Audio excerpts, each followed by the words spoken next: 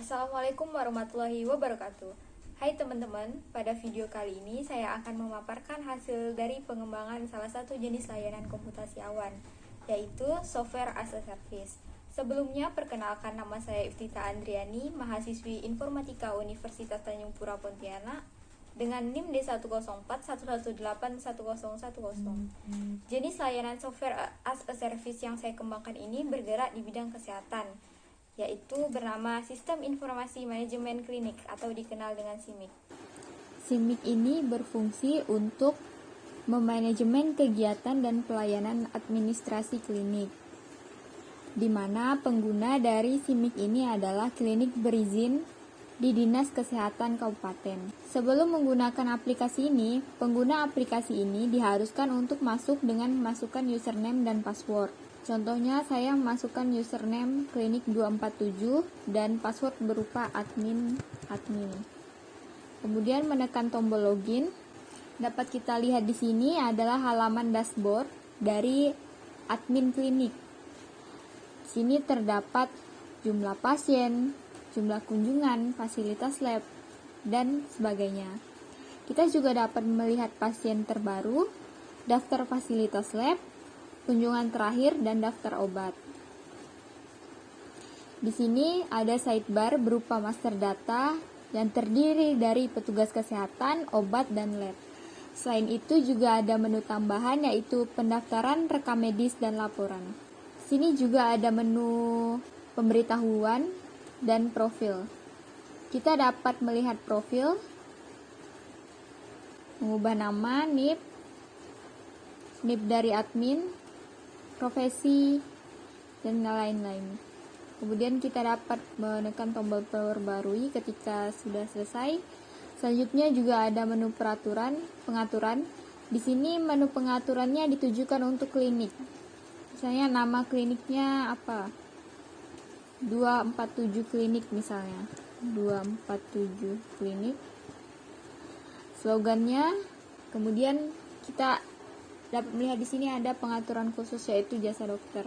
Kita dapat mengganti jasa dokternya, misalnya menjadi 250.000 kah atau 50.000. Kita dapat menekan tombol simpan.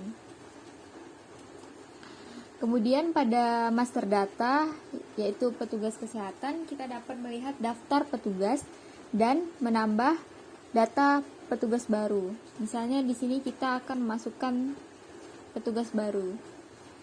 Namanya Cecep. NIP di sini dapat berupa angka ataupun huruf ya. Alamat email, profesinya sebagai staf ataupun dokter. Misalnya sebagai dokter. Jenis kelamin laki-laki. Di sini kita dapat memasukkan foto profil ataupun tidak. Kalau tidak memasukkan juga datanya tetap masuk.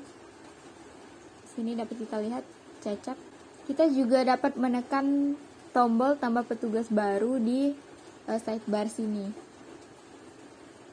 Kemudian pada menu obat-obatan juga sama seperti master data petugas kesehatan, kita dapat melihat daftar obat dan menambah obat baru.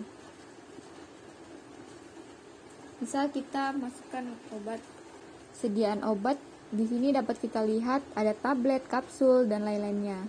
Sirup, dosis obat 100 dan satuannya dan lainnya. Stok obat dapat kita masukkan berapapun ya, yang penting berupa angka, dan harganya berupa angka juga.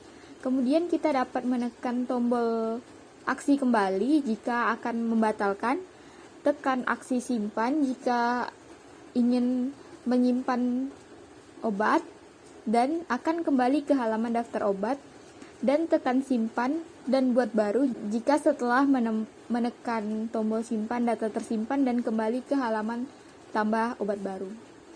Misalnya kita tekan simpan, ia akan ke halaman daftar obat. Di sini kita dapat mengedit sel menjadi 5.500. Simpan. Data telah diperbarui. Kemudian kita juga dapat menghapus data dan akan muncul notifikasi konfirmasi penghapusan, datanya hilang jika sudah dihapus. Kemudian pada menu lab kita dapat melihat daftar fasilitas lab, menambahkan fasilitas lab, nama pemeriksa lab, misal tes ronsen, satuannya tidak ada, harga 150.000. Kemudian kita dapat memilih aksi, contohnya simpan dan buat baru. Data berhasil disimpan. Dapat kita cek di daftar fasilitas lab. Tes ronsen sudah masuk ya. Kita juga dapat mengedit, misal harganya menjadi 160, tekan simpan. Kemudian kita juga dapat menghapusnya. Akan muncul konfirmasi penghapusan. Jika dihapus maka nama labnya tadi hilang ya. Di sini juga terdapat fitur cari. Misal kita akan cari fitur tes kehamilan. Ada ya, tes kehamilan. Kemudian pada menu tambahan juga ada pendaftaran, di mana kita dapat melihat daftar pasien dan dapat menambah data pasien baru. Ini adalah halaman daftar pasien. Di sini terdapat tindakan yaitu buka rekam medis, edit data pasien, dan hapus data pasien. Kemudian kita dapat menambah data pasien, misalnya kita masukkan alamat, pekerjaan, tanggal lahir, nomor handphone harus wajib diisi ya. Jika masih anak-anak, maka ia dapat memasukkan nomor handphone milik orang tuanya. Jenis kelamin, golongan darah juga wajib ya. Kemudian pendidikan terakhir juga wajib. Nomor BPJS dan daftar alergi tidak wajib. Kita dapat memilih aksi mana yang akan dipilih. Misalnya di sini saya pilih simpan dan buka rekam medis. Kemudian jika sudah, maka akan muncul identitas pasien dan dapat menambahkan data rekam medis jika ia akan periksa. Kita dapat memilih dokter pemeriksa, misalnya dokter Nala. Keluhan utamanya dapat kita masukkan anamnesisnya. Pemeriksaan fisiknya dapat berupa berat badan, tekanan darah, suhu badan. Kita juga dapat memilih apakah ia ada pemeriksaan penunjang apa tidak. Jika ada misalnya tes malaria, hasilnya dimasukkan negatif atau positif atau angka. Kemudian diagnosisnya dapat dimasukkan misalnya demam dan pilek biasa. Resepnya kita masukkan paracetamol, kemudian tekan tambahkan, kemudian ibuprofen, masukkan jumlah dari obat dan aturan pakainya. Jika salah masukkan data, kita dapat menekan tombol hapus, dan jika sudah kita bisa menyimpan, dan jika akan melihat tagihannya kita juga bisa menekan simpan dan buat tagihan. Data rekam medis berhasil disimpan, ini tagihan kunjungannya ada 80.000. Kemudian kita juga bisa menekan tombol cetak di sini. Untuk mengeprintnya bisa ditekan print. Selanjutnya jika pasiennya sudah ada, sudah pernah terdaftar, kita bisa menekan tombol daftar rekam medis, kemudian mencari nama pasiennya. Misalnya kita pilih, masukkan seperti tadi, dokter pemeriksa, keluhan utama, anamnesisnya, pemeriksaan fisik berupa berat badan, suhu, tekanan darah. Jika tidak ada pemeriksaan penunjang, kita dapat mengosongkan dan harus mengisi diagnosis ya, misalnya flu, dan memasukkan resep, paracetamol, jumlah, dan aturan pakai jangan lupa. Jika sudah, kita dapat menekan tombol simpan jika tidak ingin membuat tagihan. Data rekam medis berhasil disimpan dan dapat kita cek di daftar rekam medis. Sudah masuk ya. Kemudian ada menu laporan. Di sini kita dapat melihat grafik dari pengunjung. Kemudian ada laporan rekam medis, kita lihat. Kemudian kita dapat mencari berdasarkan bulan. Misalnya bulan Desember, dan ada 8 pemeriksaan ya di bulan Desember.